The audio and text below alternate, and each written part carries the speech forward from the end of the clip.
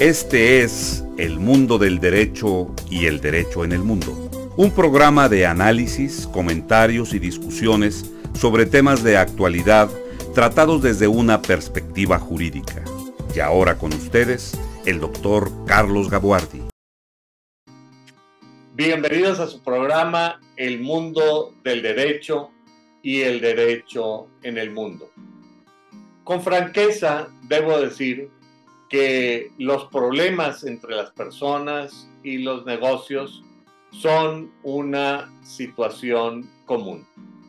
Sin embargo, cuando estos llegan a un carácter o a una dimensión conflictiva, la cosa se pone interesante, pero especialmente para los abogados. Realmente para ninguna de las partes en conflicto, el conflicto resulta francamente beneficioso. Por el contrario, normalmente un conflicto perjudica enormemente a las partes. El punto es cómo solucionarlo. Y para conversar sobre este tema, he invitado a un talentosísimo jurista venezolano que ha incursionado ampliamente en este tema. Me refiero al maestro José Gregorio Torrealba. José Gregorio es licenciado en Derecho, abogado por la Universidad Santa María en Caracas, Venezuela. Posteriormente hizo una especialidad en Derecho Administrativo y Derecho Público en la Universidad Católica Andrés Bello, también en Caracas.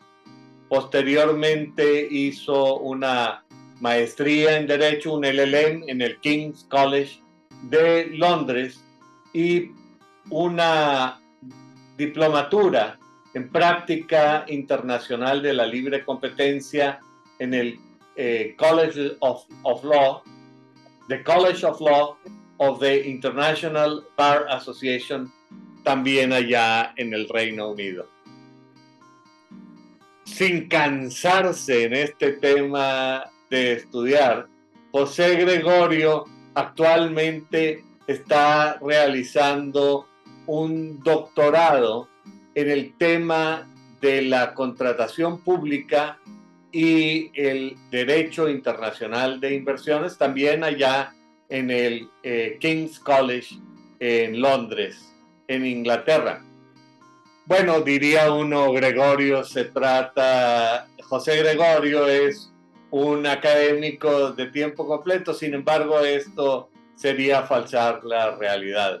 Él ha tenido siempre un pie en el mundo académico, pero su actividad principal está en la práctica internacional en la prestigiosa firma venezolana Lega, donde es socio senior y donde ha incursionado en temas interesantísimos como la libre competencia, la vida cotidiana y la salud.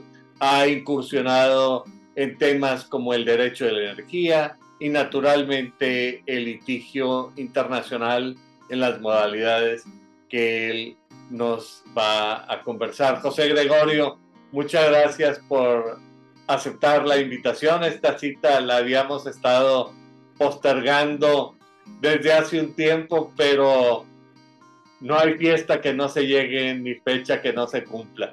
Muchas gracias por finalmente encontrarte conmigo y espero que esta sea la primera de muchas conversaciones que tengamos. Cuéntame, ¿qué hace un personaje, un inversionista, un hombre de negocios internacionales cuando se encuentra en un conflicto?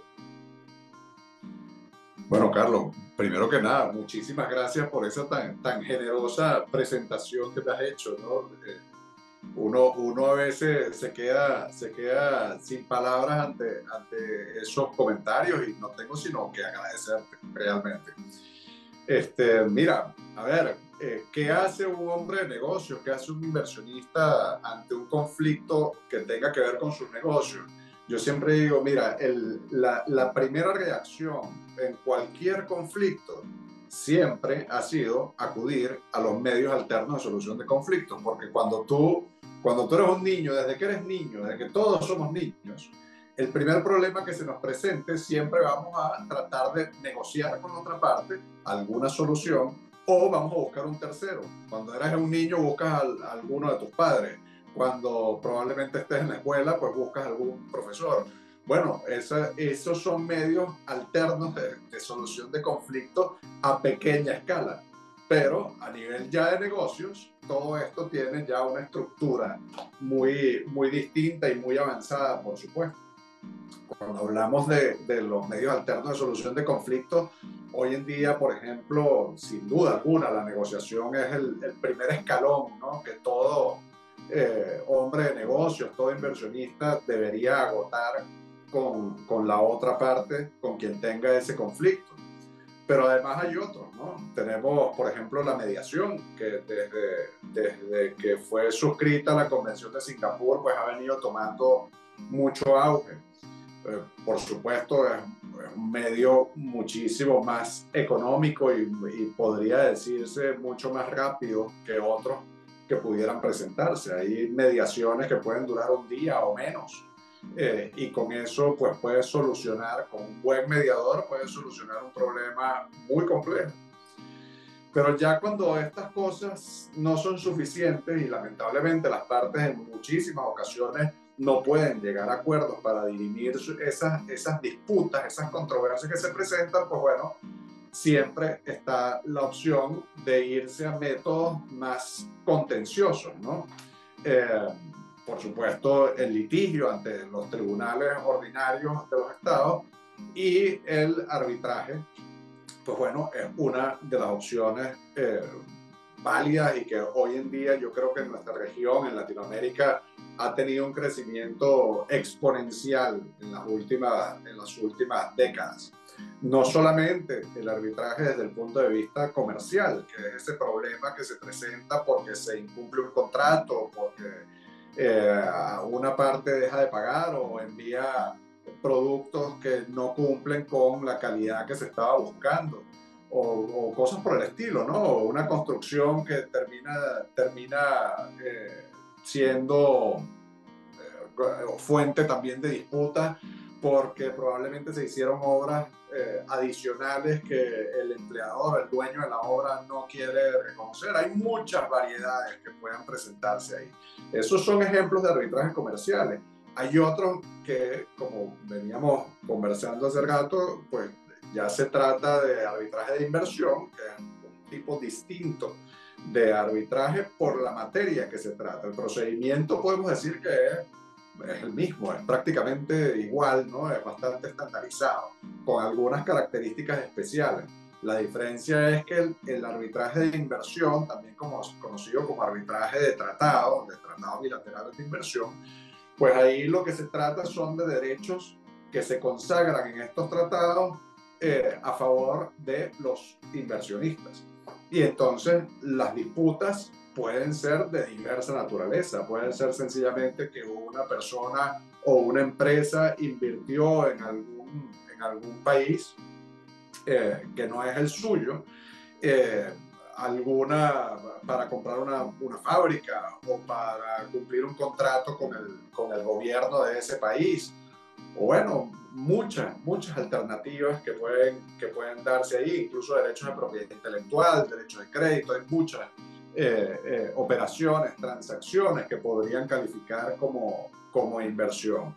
Esas son básicamente las dos grandes vertientes que tiene el arbitraje hoy en día, el arbitraje comercial y el arbitraje de inversión, que como venía diciendo, en la región, en Latinoamérica, ha venido creciendo exponencialmente.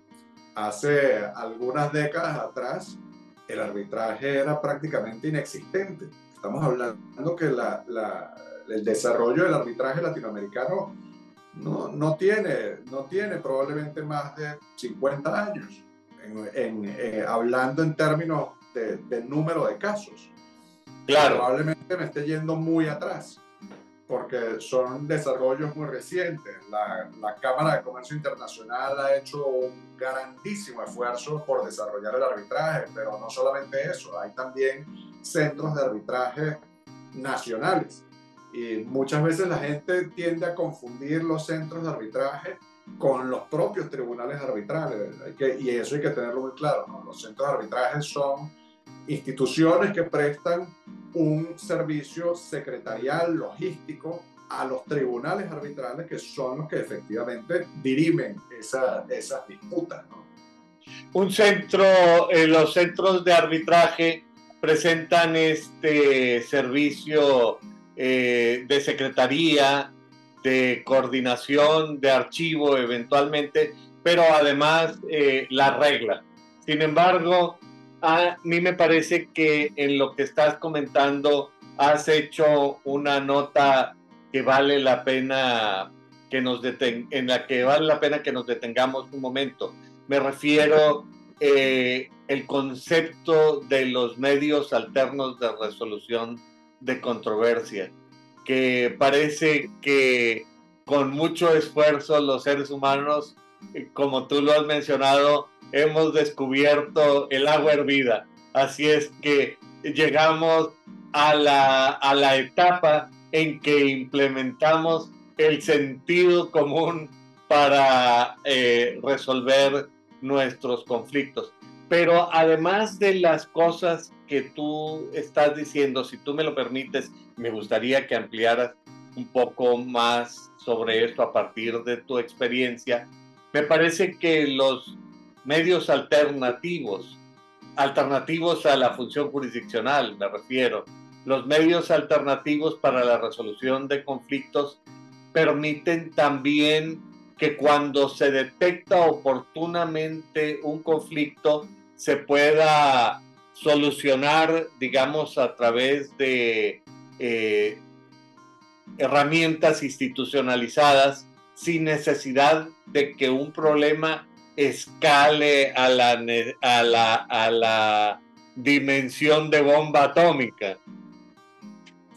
Bueno, y ahí acabas de poner el dedo en un par de puntos importantes, ¿no? Para aclarar a la audiencia. Cuando nosotros hablamos de medios alternos de solución de conflictos, hay varias visiones, y dependiendo de esas visiones podríamos incluir o no al arbitraje como medio alterno, porque cuando hablamos de función jurisdiccional hay que tener muy claro que la función jurisdiccional es algo que no es exclusivo de los tribunales ordinarios del Estado. Los árbitros cumplen una función jurisdiccional. El propio Estado, cuando decide controversias entre dos partes, por ejemplo, una oposición al registro de una marca, o si hay órganos laborales en ese Estado que diriman disputas, a órganos administrativos me refiero, que diriman disputas entre un empleador y un trabajador, eso también es ejercicio de función jurisdiccional. El tema está en la sede, pero efectivamente el punto está en que los medios alternos de solución de conflictos, si lo vemos desde el punto de vista, digamos, en un enfoque más estricto, podríamos hablar de todo aquello que no está dentro del sistema de justicia ordinario de un determinado país. Entonces, a ver, la efectividad de los medios alternos de solución de conflictos, yo creo que nadie podría cuestionarla. Cuando hablamos de negociación, a ver, prácticamente la totalidad de las controversias que existen entre las relaciones humanas, la negociación probablemente sea el principal. Uno, desde que abre los ojos, empieza a negociar. Negocias con tus hijos probablemente porque se están vistiendo para ir al colegio, y entonces negocias algún tema de qué es lo que se van a poner, negocias quién va a preparar el café, negocias muchas cosas durante el día, insisto, desde las cosas más pequeñas. Imagínate tú a gran escala, cuando empiezan los negocios, nadie que entra en un negocio, nadie que va a hacer un negocio quiere tener una disputa. Eso hay que tenerlo muy claro. ni el inversionista más grande, ni el que hace el negocio más pequeño, ninguno va a ese escenario con el objetivo de tener una disputa. Pueden haber excepciones, por supuesto, pero la regla general es esa. Entonces, cuando surge una disputa bajo este escenario, pues nadie va directamente a los tribunales, generalmente se sientan a conversar y tratan de buscar una solución negociada. Si no hay la posibilidad de llegar a ese acuerdo, bien sea una negociación directa o lo que llaman también una negociación asistida, que es cuando empezamos a utilizar un tercero para esa negociación, que puede ser un mediador, también se les llama conciliadores. Hoy en día hablar de mediación y conciliación es lo mismo. Pues también ese método puede ser muy útil cuando una negociación directa no ha dado resultados. Hoy en día, además, jurídicamente, con la entrada en vigencia de la Convención de Singapur, o con la suscripción de la Convención de Singapur para aquellos países en los que se haya ratificado y se haya adoptado, pues es muy importante, porque no cabe duda que aquellos acuerdos donde las partes hayan utilizado los servicios de un mediador y se haya llegado a una transacción, un acuerdo para resolver la disputa mediante una mediación, ese acuerdo puede ser ejecutado en cualquier lugar o en cualquier país de los que han firmado la Convención de Singapur. Y eso es un avance gigantesco. Eso es un avance gigantesco en materia de mediación, comparable solamente con la Convención de Nueva York en materia de ejecución de laudos arbitrales. Cuando hablamos ya del arbitraje, estamos ya en materia de un método contencioso. Es un método alternativo si asumimos este criterio de que todo lo que no sea judicial es un medio alternativo de solución de conflictos. ¿Ok? En ese sentido, pues, por supuesto que es un método contencioso y al fin y al cabo, en su naturaleza, es un litigio entre dos partes. Muchas veces se habla de que te interrumpa porque veo que ya te estás metiendo a nadar en lo hondo, pero antes de esto, la Convención de Singapur la comparas con la Convención de Nueva York. A mí se me hace, yo coincido contigo en su importancia, pero ¿cómo anda en términos de ratificaciones? Bueno, la Convención de Nueva York... No la de Nueva York, la de Singapur. La de Singapur no ha llegado a esos números de la Convención de Nueva York. No tengo el dato exacto acá, pero definitivamente no ha llegado a eso. Aparte de eso, los estados no solamente tienen que suscribirla, sino además ratificarla y tomar los pasos siguientes para que entre en vigencia. Te puedo hablar, por ejemplo, del caso de Venezuela. Venezuela firmó la Convención de Nueva York, pero no la ha de Singapur. Pero no la ha ratificado. Entonces, como ese, pues hay varios países que están en la misma situación y otros que ni siquiera la han suscrito. Entonces, todavía a estas alturas, la Convención de Nueva York es el tratado que con mayor aceptación en la comunidad internacional, definitivamente. Sí, es, digamos, el instrumento legal internacional más comúnmente aceptado. Pero esto entonces nos lleva ahora sí poder concentrarnos a la Convención de Nueva York. ¿Qué es lo que ha significado para el arbitraje comercial y cómo se proyectó hacia el arbitraje de inversiones? Mira, una pregunta importantísima, porque en términos científicos se podría decir que la Convención de Nueva York fue un salto cuántico para el arbitraje comercial. A ver, esa convención lo que hace es que pone de acuerdo a todos los países que la suscriban para que los laudos arbitrales internacionales puedan ser ejecutados en cualquier jurisdicción sin un trámite muy engorroso. Sencillamente ir a pedir la ejecución. Por supuesto, en el lugar donde se está ejecutando el laudo, puede perfectamente la otra parte plantear algunas defensas, pero no van a ser defensas de fondo.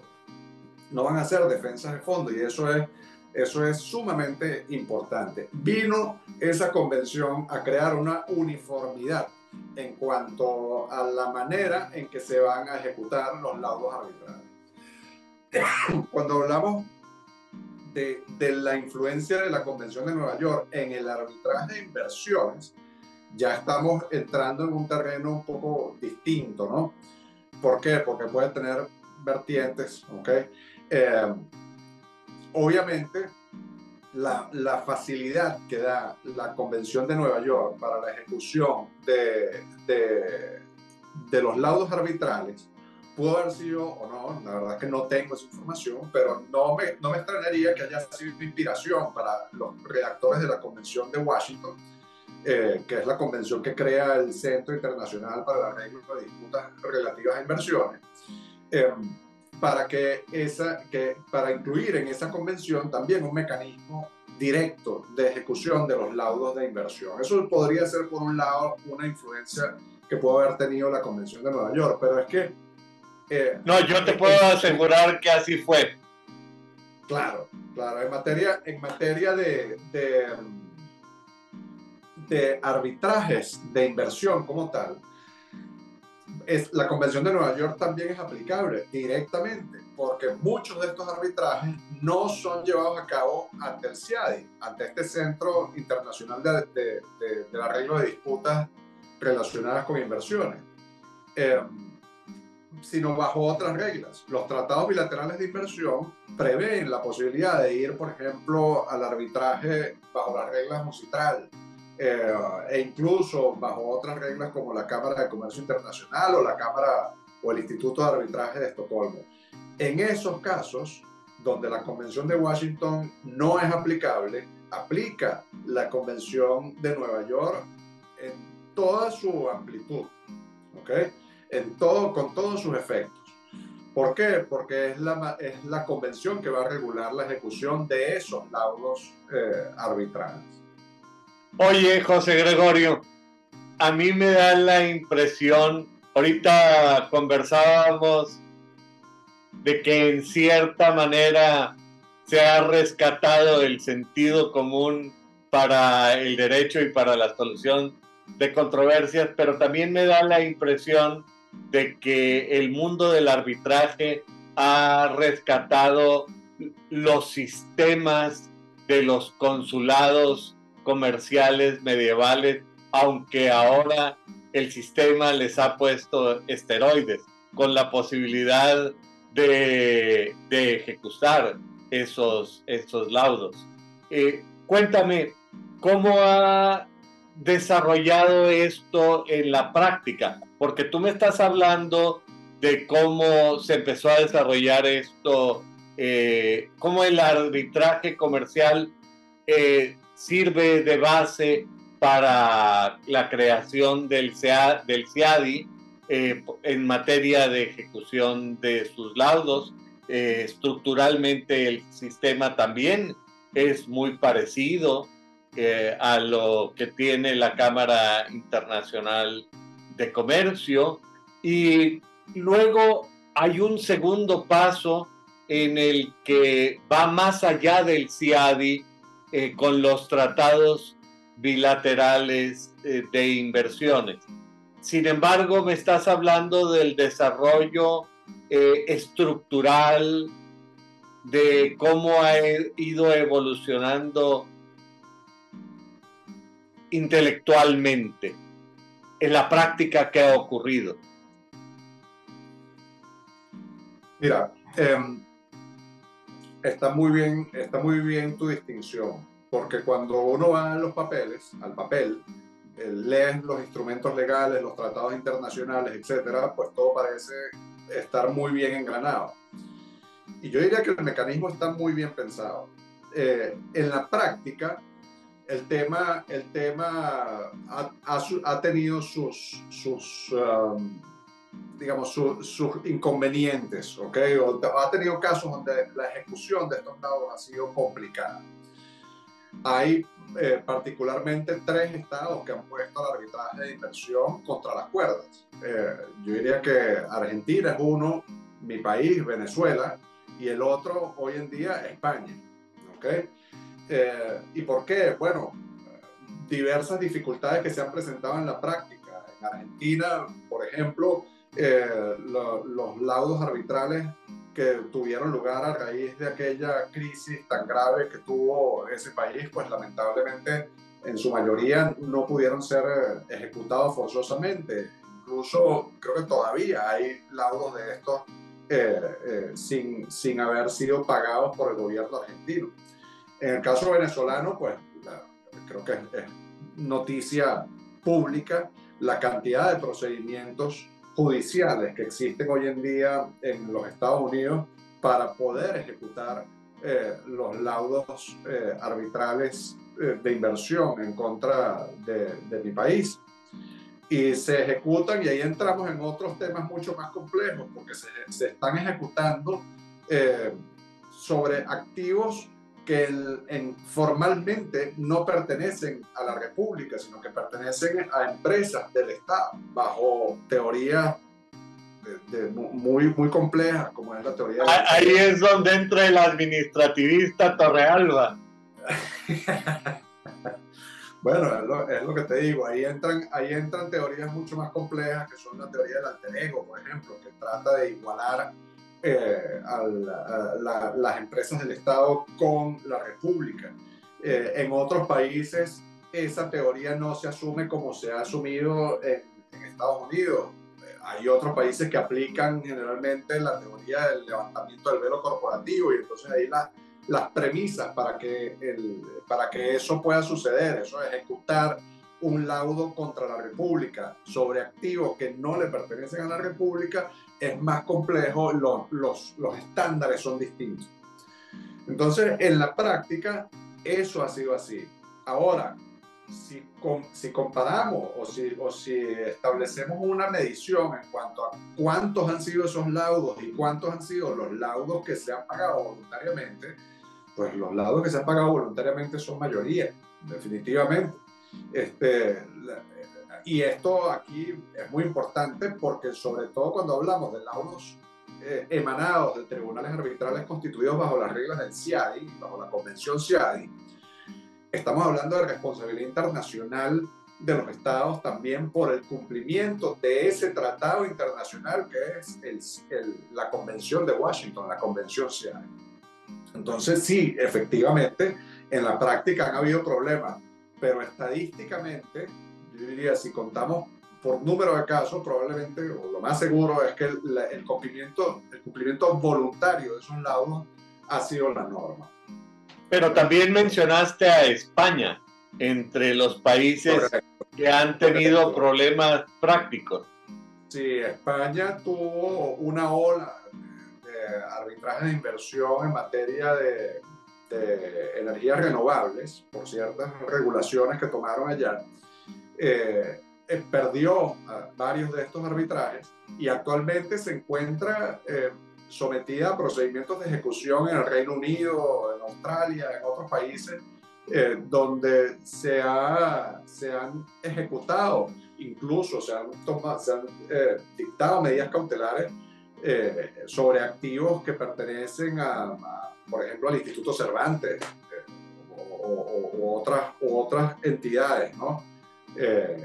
Y efectivamente ha sido esa la situación en la práctica, pero insisto, muy pocos casos en comparación con la totalidad del universo de casos de inversión son los que han tenido que recurrir a la ejecución forzosa de la... Pero es muy interesante esto que tú estás comentando, porque normalmente se piensa que los países demandados por excelencia son los países en vías de desarrollo, pero tú estás comentando el caso de España y podríamos agregar Alemania y otros. Es decir, el sistema de protección de inversiones y su sistema de resolución de controversias va mucho más allá de los países en vías de desarrollo, y yo diría que incluso se convierte en el instrumento idóneo para aplicar la regla jurídica o el sistema del orden jurídico internacional a través de todo el planisferio. Sí, mira, eso ha sido de los desarrollos que ha tenido el sistema, ¿no? Porque estos tratados bilaterales de inversión, que son por lo general la base jurisdiccional de estos arbitrajes, en principio fueron promovidos por los países desarrollados para proteger las inversiones de sus inversionistas, de sus nacionales en los países en vía de desarrollo, los países importadores de capital. Pero esto, por supuesto que ha cambiado, porque el tratado no es desbalanceado. El tratado pone a ambos países en el mismo nivel. Sí, es una situación de igualdad. Por supuesto. Entonces ahora, con el proceso de globalización y el proceso de migración tan intenso que ha habido en los últimos años, pues obviamente que hay inversiones extranjeras en esos países desarrollados que también han tomado algunas decisiones que pudieron haber violado los derechos de los inversionistas consagrados en estos tratados. Y bueno, sí, efectivamente, los países en desarrollo también pueden ser objeto de este tipo de demandas, ¿no? Ahora, en un momento determinado, entre los países incumplidores, tú me has mencionado varios, pero noto la ausencia de Bolivia y de Sudáfrica en tus comentarios. Mira, a ver, Bolivia, por cierto, uno de los probablemente el primero que denunció la convención CIADI, seguido después por Ecuador y Venezuela. Son países, la verdad que yo no conozco casos en los que haya habido una negativa de cumplir los laudos CIADI por parte de Bolivia. No conozco ningún caso, igual Sudáfrica. Pero esto nos lleva a la importancia que tiene la suscripción de estos tratados, por una parte, y por otro, la necesidad de alternativas subsidiarias a estos tratados. Es decir, ante la ausencia del Tratado de Washington, ¿cuáles son las opciones? Muchas, porque la Convención de Washington es una alternativa que puedes incluir en los tratados bilaterales de inversión, no es la única. Por eso comentaba antes que muchos tratados ponen como opción de arbitraje el arbitraje independiente bajo las reglas de la UNCITRAL, ¿no? De la CENUDNI. Pero no es la única tampoco. También hay tratados que incluyen la Cámara de Comercio Internacional o incluyen el Instituto de Arbitraje de Estocolmo. Digamos, eso ya depende de lo que incluyen los estados en sus negociaciones, ¿no? Pero en este sentido, los tratados bilaterales de inversión son un desarrollo posterior a la Convención de Washington, o ya existía desde la Convención de Washington. Y bien interesante tu pregunta, porque los tratados bilaterales de inversión son anteriores a la Convención de Washington. ¿Ah? Y de hecho,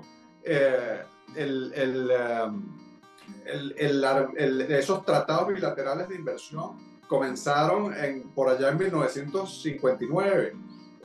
Esos mecanismos de arbitraje eran generalmente arbitraje bajo reglas comerciales comunes. Cuando se funda el arbitraje CIADI en la década de los 60, pues ahí comienza una nueva era de incluir las cláusulas o las ofertas de arbitraje bajo la Convención CIADI en los tratados bilaterales de inversión, pero no es la única alternativa y es posterior a los tratados bilaterales de inversión, efectivamente. Y desde la perspectiva de los estados, ¿qué es más recomendable? ¿Someterse al sistema del CIADI o tratar de evitar el CIADI buscando un tratado, el sistema de los tratados bilaterales de inversiones? Bueno, depende de la perspectiva con la que, de la intención con la que entren en los tratados bilaterales de inversión. Generalmente, y hay casos emblemáticos, ¿no? Brasil, por ejemplo. Brasil no tiene tratados bilaterales de inversión. Recientemente ratificaron algunos, pero no tienen un mecanismo de arbitraje incluido en esos tratados. Sin embargo, Brasil, nadie puede negar, es uno de los mercados que atrae mayor flujo de inversión extranjera.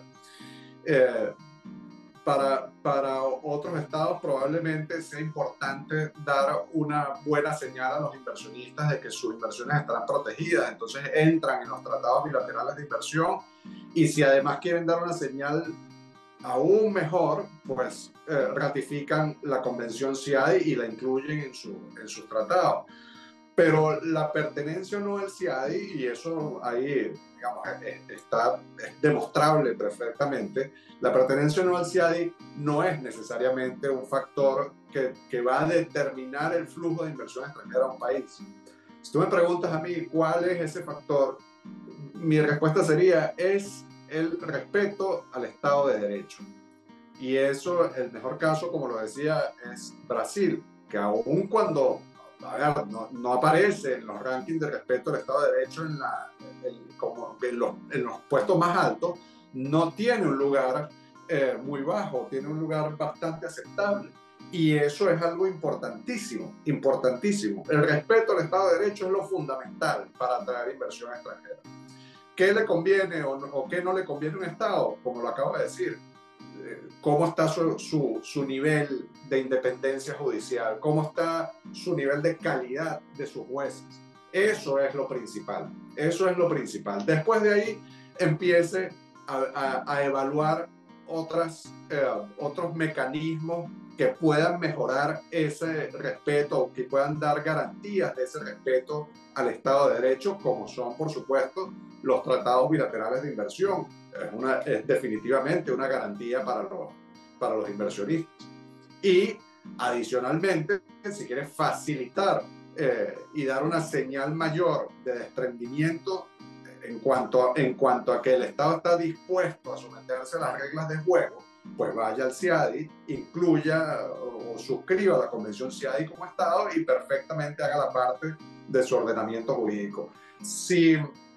Y esto lo digo porque el CIADI, a diferencia de las otras reglas de arbitraje que podrían ser aplicables al arbitraje de inversión, el CIADI tiene algunas virtudes que desde el punto de vista práctico no tienen los otros reglamentos, básicamente por su propia naturaleza.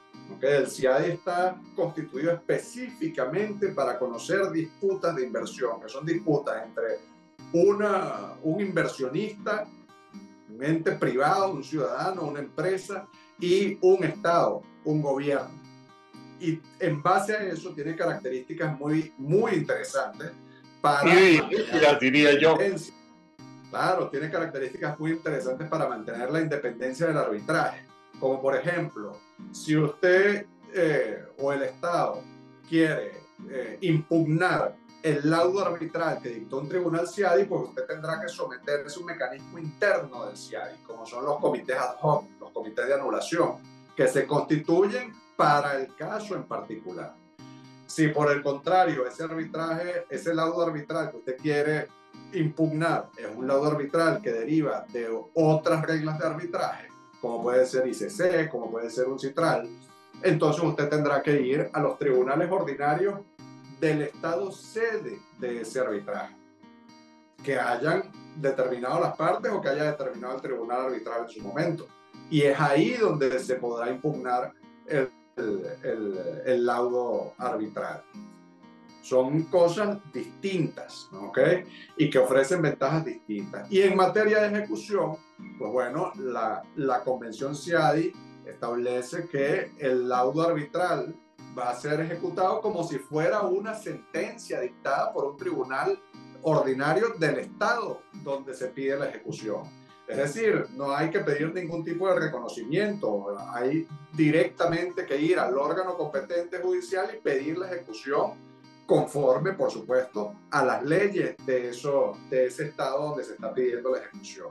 En materia comercial, pues bueno, efectivamente, también hay un procedimiento mucho más fácil que el de un exequatur, por ejemplo, que aplicaría para la ejecución de una sentencia judicial, pero también cuando se aplica la Convención de Nueva York a este tipo de arbitraje, igualmente aplica la posibilidad para la parte que está siendo ejecutada de poder interponer defensas en ese procedimiento de ejecución, cosa que no sucede con los procedimientos de ejecución conforme a la Convención CIAR.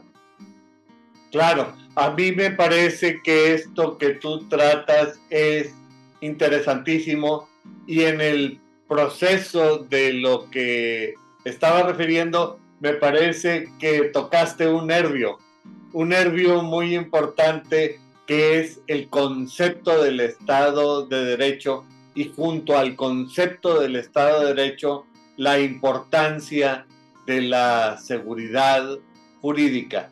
Lo que yo te preguntaría entonces es ¿hasta qué punto es decisivo la prevalencia del Estado de Derecho y la seguridad jurídica para determinar la decisión de si invertir o no invertir en un país determinado y si esto puede medirse? Porque normalmente cuando uno habla de Estado de Derecho y de seguridad jurídica, se piensa que está hablando de conceptos abstractos y de ideas románticas, pero a mí me parece que para el inversionista que tiene muchos millones en juego, esta es una decisión sumamente práctica, sumamente aterrizada y de gran trascendencia. Fundamental. Cuando el inversionista sabe que el estado donde va a invertir respeta las reglas del juego, pues invierte tranquilo. Y no es que los inversionistas van a estar detallando los índices de respeto al Estado de Derecho, que son públicos y conocidos. Es que sencillamente se conoce cuál es la realidad política, económica, social de esos estados. Hay países donde efectivamente se puede ver estadísticamente cuál es el flujo de inversión extranjera. Y como hemos dicho, hay muestras claras de que el hecho de formar o de tener o haber suscrito muchos tratados bilaterales de inversión no es un factor importante o determinante para que haya un flujo de inversión extranjera. Y lo pongo, por ejemplo, poniendo como referencia a mi propio país. Venezuela tiene alrededor de 30 tratados bilaterales de inversión. Compare usted proporcionalmente cuál es el flujo de inversión extranjera hacia Venezuela y cuál es el flujo de inversión extranjera hacia Brasil. No desde el punto de vista nominal, porque obviamente las proporciones son muy grandes. Es que desde el punto de vista proporcional, va a encontrar que las diferencias son muy significativas. Brasil no tiene tratados bilaterales de inversión, no tiene un número importante. Venezuela tiene 30 y la inversión extranjera va hacia Brasil. ¿Por qué? Bueno, dos factores. Oportunidades. Yo creo que a mi país oportunidades no le faltan, pero el respeto al Estado de Derecho es fundamental y ahí tenemos que trabajar. Ahí es donde yo digo que los países deben poner su mayor empeño. La calidad de sus jueces, la independencia del Poder Judicial son factores elementales para lograr un nivel alto de respeto al Estado de Derecho, y eso atraerá por sí mismo a las inversiones extranjeras en teoría.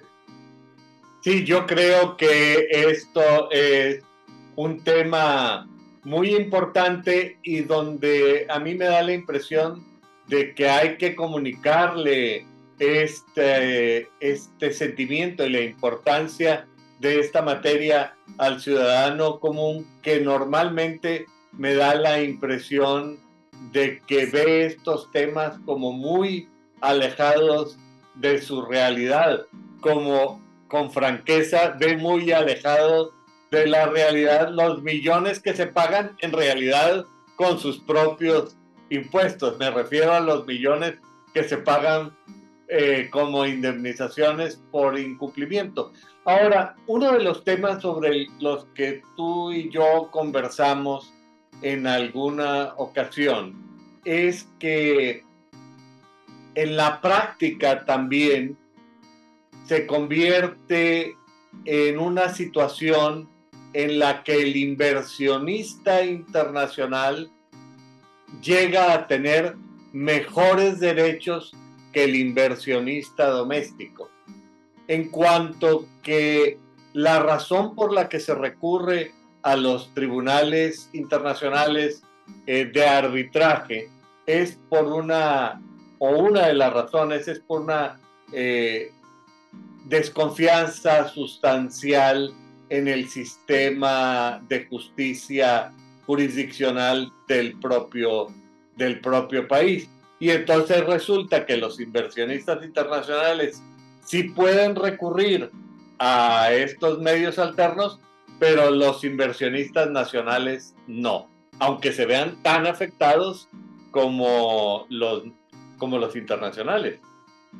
¿Qué me cuentas de este tema? Sí, efectivamente, y es uno de los puntos álgidos, ¿no? de esta situación, porque efectivamente se puede alegar que los inversionistas extranjeros terminan teniendo mayores y mejores derechos o mejores posibilidades de ejercer sus derechos que los inversionistas nacionales. Hay un autor en materia de Derecho Internacional de Inversiones, Coyer, que en algún momento dijo que deberíamos apuntar a un sistema de protección de inversiones parecido al sistema universal de protección de derechos humanos. Y es que efectivamente la posibilidad de acudir a un tribunal imparcial debería estar disponible para todos, y la posibilidad de acudir a un arbitraje como alternativa también debería estar disponible para todos. Cuando un Estado actúa conforme a derecho, no debería temer por la posibilidad de que sea sometido a un arbitraje internacional. En un arbitraje internacional, insisto, ¿qué cosa más legítima puede haber que cuando las partes mismas designan al tribunal de arbitraje? No hay razón para temer.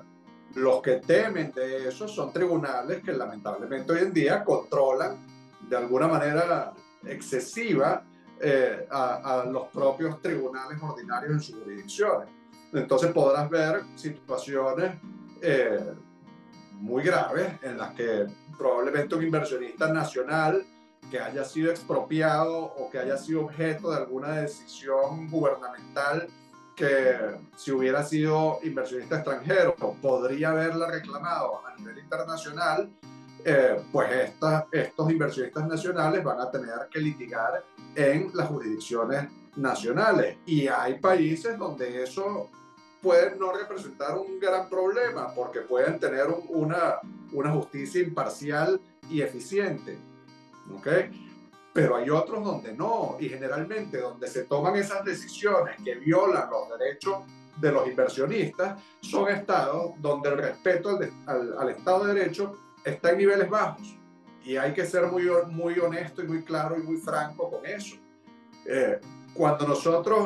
Yo recuerdo en algún momento una conferencia donde uno de mis copanelistas decía que la parcialidad del arbitraje de inversiones se podría ver nada más en el hecho de que la gran mayoría de los demandados, de los estados demandados, eran estados que provenían de jurisdicciones o eran estados en desarrollo y no estados desarrollados. Yo lo pongo desde el punto de vista distinto, ¿no? O sea, si hay mayor disputa en contra de estados en vías de desarrollo, ¿no será que esos estados no están respetando las reglas del juego al mismo nivel que los estados desarrollados? Donde si uno ve los índices, insisto mucho en esto, los índices de protección y de respeto al Estado de Derecho son más altos, pues esos países tienen muchas menos disputas en materia de arbitraje de inversiones que aquellos países que están en el fondo del ranking. Porque como no respetan el Estado de Derecho, al inversionista no le queda otra que acudir a la alternativa que tiene, que es el arbitraje internacional, cosa que lamentablemente no vemos o no tienen la posibilidad los inversionistas nacionales, salvo aquellos pocos casos en que por razones evidentemente puntuales y que también pueden darse, pues puedan acudir a la jurisdicción humanitaria. Pero ya es otra cosa, ya es otro tipo de protección, ya no tiene nada que ver con el arbitraje de inversión. Bueno, esto de comparar las líneas evolutivas del arbitraje internacional y apuntarlas a un sistema equivalente al de la protección internacional de los derechos humanos me parece muy importante, y quizá valdría la pena que me dijeras, aunque fuera brevemente, ¿cuál es la proyección que tú ves a esta idea? Yo creo que lamentablemente esa no va a ser la vía por donde vamos, por donde estamos encaminados. Los estados, especialmente los estados exportadores de capital, cuando se vieron que también los podían demandar a ellos y se vieron en este problema también, pues comenzaron en un movimiento a cuestionar duramente el arbitraje de inversiones, y eso sumado a los estados en desarrollo que ya venían con una carga muy fuerte de arbitraje de inversión, pues bueno, ha hecho que esto se reconfigure. ¿Ok? Estamos es decir, que sí es importante que la revolución haga justicia, pero en los bueyes de mi compadre. Bueno, así parece.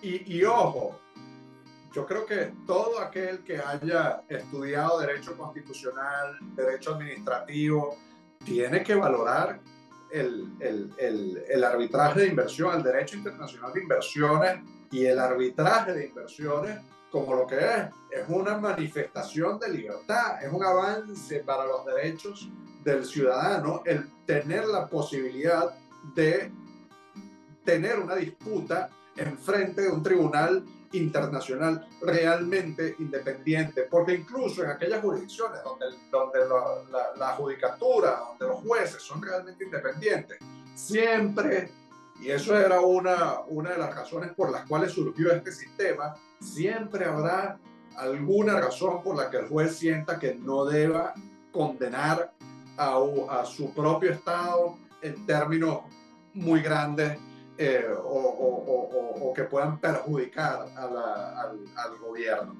Eso siempre estará ahí, incluso por patriotismo puro, siempre estará ahí. Entonces, ¿hacia dónde va esto? Mira, hay diferentes visiones de esto. Podríamos decir que está en proceso una posibilidad de empezar a contar con tribunales permanentes en materia de inversiones. A mí, en lo particular, a mí esa opción no me gusta, no me convence. ¿Por qué? Porque a menos que haya mecanismos de financiamiento distintos, podríamos encontrarnos con situaciones como la que vivió la Comisión Interamericana de Derechos Humanos hace unos años, donde no había dinero para poder continuar con las operaciones porque los estados no estaban haciendo sus aportes. Imagínate tú en este tipo de controversia, claro, donde son miles de millones de dólares que están en juego, además en un sitio donde los jueces pues estarán designados obviamente por los estados solamente. Entonces a mí cuando lo comparamos con la legitimidad que puede tener el sistema de arbitraje internacional donde, insisto, las partes nombran a los árbitros, sus honorarios son pagados por las partes, por ambas. Los tribunales en realidad se deben a las partes. Cuando estamos hablando de un tribunal establecido por los estados, oye, yo entendería muy bien el tema de un tribunal internacional como la Corte Internacional de Justicia. Perfecto, es para resolver problemas entre los estados. Pero ya se ha visto que hay problemas cuando esos tribunales internacionales resuelven controversias entre estados y personas naturales o personas jurídicas.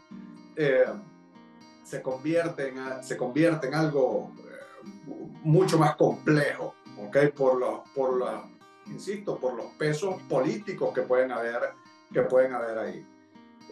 Yo creo que los tribunales internacionales en materia humanitaria han hecho un trabajo increíblemente bueno al controlar la actividad de los estados cuando violan derechos humanos.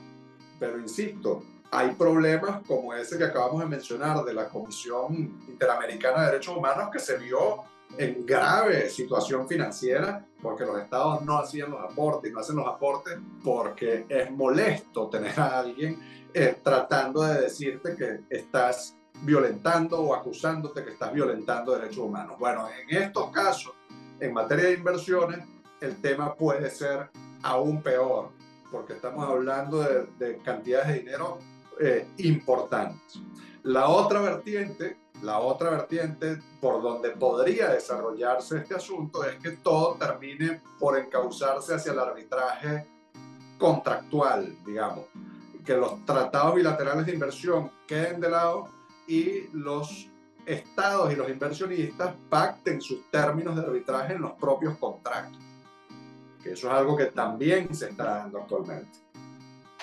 Es realmente la alternativa más viable, me parece. Pareciera que es la alternativa que por lo menos los inversionistas estarían más dispuestos a aceptar, ¿no? A ver, si en el comercio internacional es común o lo más común encontrar cláusulas de arbitraje, pues imagínate tú en estos casos donde ya ha habido tanto desarrollo jurisprudencial, cosas que además entre las diferencias que uno cuenta con el arbitraje comercial es que en materia de inversiones la publicidad de esos laudos ha generado un avance, un desarrollo impresionante en materia jurisprudencial en el arbitraje o en el derecho internacional de inversión.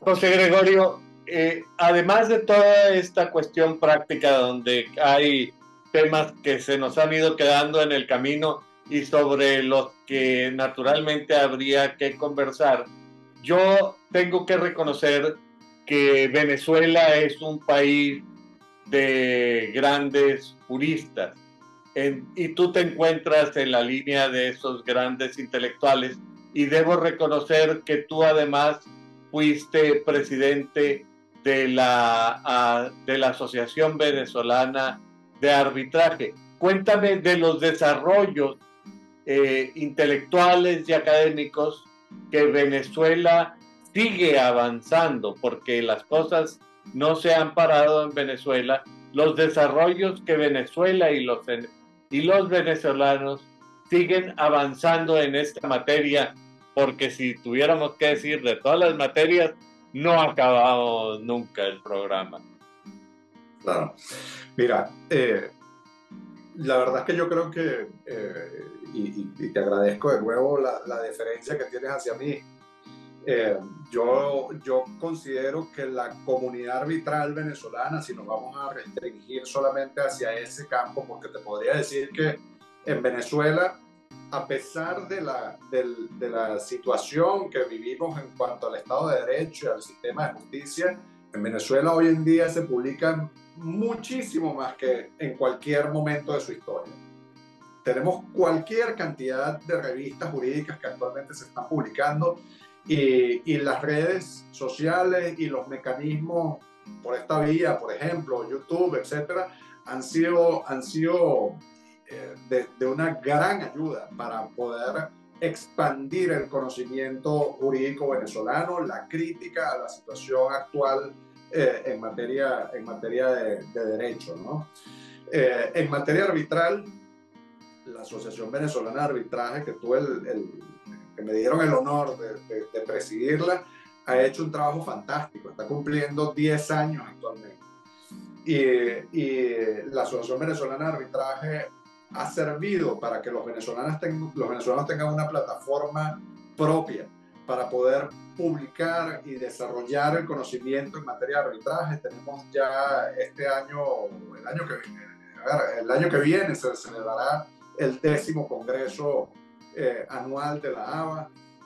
Cada año además se celebra también, aparte de otros eventos, nuestro otro evento bandera son las jornadas de arbitraje con la Academia de Ciencias Políticas y Sociales Venezolanas, donde además los ponentes son seleccionados luego de una convocatoria abierta. Cualquier persona que tenga un tema que considere importante para exponer en estas jornadas, pues lo postula. Y en esas jornadas, un mecanismo bien interesante, la Academia de Ciencias Políticas designa 2 ponentes y la Asociación Venezolana de Arbitraje designa 2 ponentes en base a esa convocatoria pública. Con la ventaja del diálogo interdisciplinar, me doy cuenta. Correctamente. La jurisprudencia venezolana, y aquí debo reconocer la labor que ha hecho sobre todo la Sala Constitucional, con alguna que otra mancha, ha sido en general bastante buena y muy en el mismo sentido de las tendencias más modernas del arbitraje internacional. Estamos hablando de arbitraje comercial, ¿no?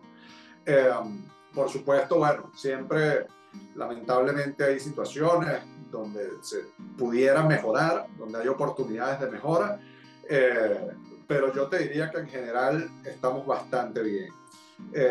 Los jueces venezolanos en materia de arbitraje han sabido manejar la materia y la conocen, ¿no?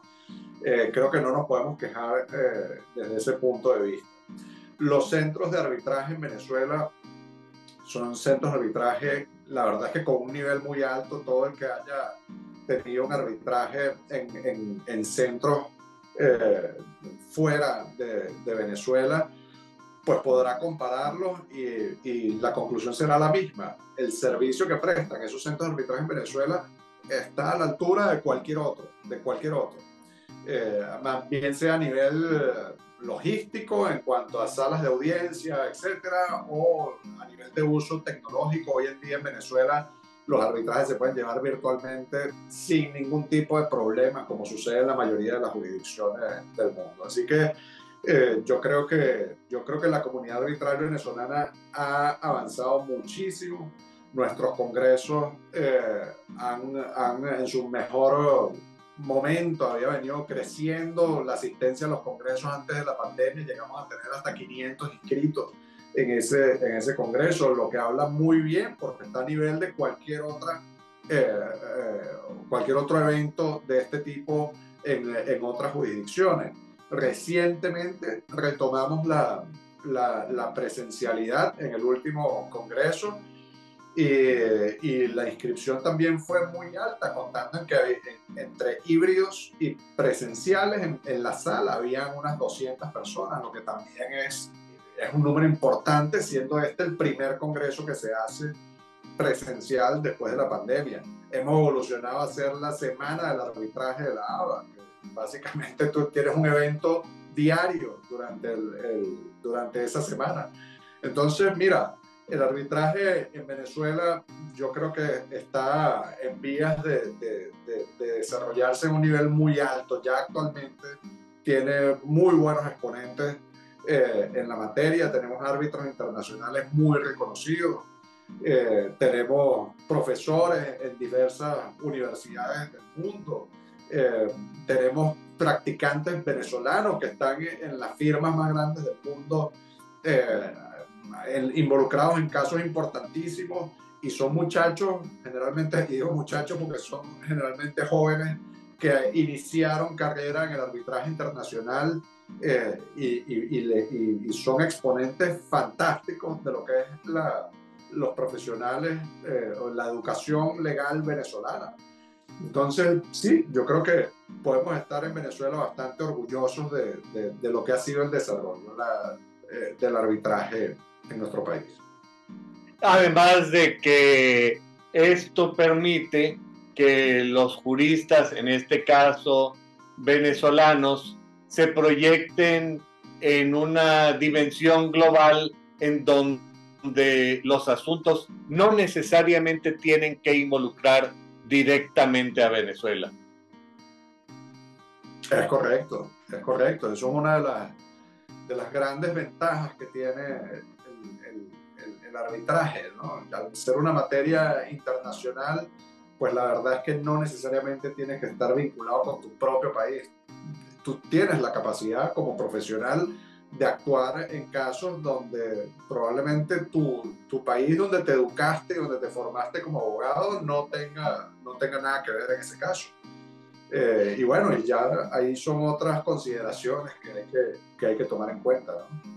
Y en tu caso particular, tu formación es como abogado de la tradición romano-germánica, o la primera parte de tu formación, porque la segunda parte de tu formación parece que se ha desarrollado principalmente en el Reino Unido. Y a mí me gustaría que me hicieras referencia a esta interacción entre la visión del common law y la visión de los juristas romano-germánicos en cuanto al derecho, el rol que el orden jurídico juega en materia de inversiones y en particular en la visión que cada una de las tradiciones tiene con respecto al arbitraje.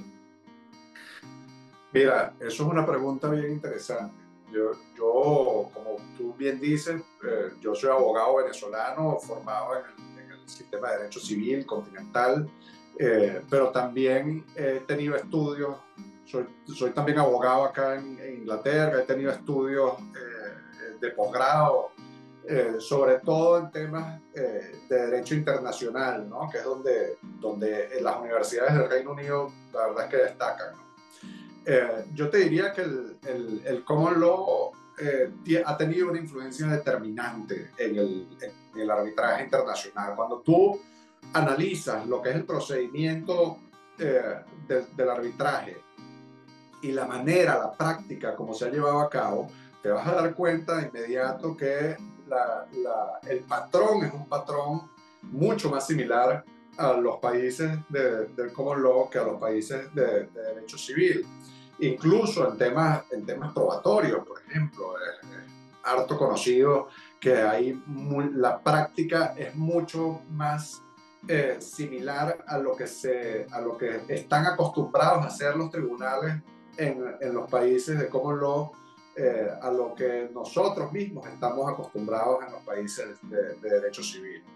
Entonces, yo te diría que, bueno, el common law efectivamente ha sido una plataforma y ha sido uno de los grandes inspiradores de lo que es el arbitraje internacional hoy en día, que por supuesto, como internacional que es, hoy en día el arbitraje absorbe también de todos los demás sistemas que puedan aplicarse, ¿no? Y por supuesto que el derecho civil o los sistemas de derecho civil también han tenido su impacto en el arbitraje, teniendo reglas, por ejemplo, reglas de soft law, como aquellas reglas de Praga para la actividad probatoria, que son reglas más enfocadas en hacer el arbitraje o la sustanciación del arbitraje más familiar para los abogados de derecho formados en derecho civil, ¿no? Sí, creo que estos son temas muy interesantes. Cada uno parece una beta de conversación por sí por sí misma, y nos queda todo el tema de la cuantificación de los daños, cómo se han ido evolucionando en la tradición romano-germánica, cómo la visualizan los juristas del common law. Parece que hay temas para dar y repartir, pero el titán Cronos parece que también se impone. Y al irnos acercando hacia el final del programa, a mí por un lado me gustaría invitarte para que nuevamente nos reunamos en estos micrófonos a seguir conversando sobre los muchos temas que nos quedan pendientes. Pero antes de cerrar, yo quisiera pedirte que tú nos hicieras el favor de dirigir un mensaje para la gente, para el público que semana a semana nos hace el favor de acompañarnos en este programa. Pero en primer lugar, pues encantado de aceptar la invitación para una conversación en el futuro, ¿no? De todos estos temas que han quedado ahí en el tintero. Y un mensaje para la gente con relación al arbitraje es que al arbitraje hay que verlo, sobre todo para los abogados, ¿no? Y más que todo, aún más para los abogados jóvenes. Al arbitraje hay que verlo sin miedo. El arbitraje en realidad es un procedimiento muy amigable para el que lo trabaja. Para nosotros como operadores jurídicos es un procedimiento bastante amistoso. Aparte de esto, hay que verlo y defenderlo. El arbitraje es definitivamente un avance para el ejercicio de los derechos, es un avance de la sociedad, es un avance para nosotros como ciudadanos, el hecho de poder resolver una controversia, por muy compleja o por muy simple que sea, ante un tercero que merezca nuestra confianza, porque sabemos su trayectoria, porque puede ser una persona especializada en la materia que toca decidir en esa controversia. Yo creo que el mensaje sería ese. Vamos a impulsar este medio para la solución de controversias, porque tiene mucho que ofrecer. Todavía, aun cuando ha crecido, como decíamos al principio, exponencialmente en Latinoamérica, todavía podemos hacer mucho más y expandir mucho más la práctica del arbitraje en nuestra región. Bueno, pues no me queda más que agradecerte nuevamente el favor de tu compañía y tu generosidad al compartir tan abiertamente estos temas que en ocasiones para los no conocedores nos resultan un tanto complejos. Al público que semana a semana nos hace el favor de acompañarnos, les recuerdo que nos gustaría especialmente tratar aquellos temas que resulten de su especial interés. Y al maestro José Gregorio Torrealba, me gustaría reconocerle nuevamente su participación y quedar con ustedes para reunirnos nuevamente la próxima semana. Muchas gracias, José Gregorio. Muchas gracias, Carlos, y agradecido también por la amabilidad que has tenido en tu trato.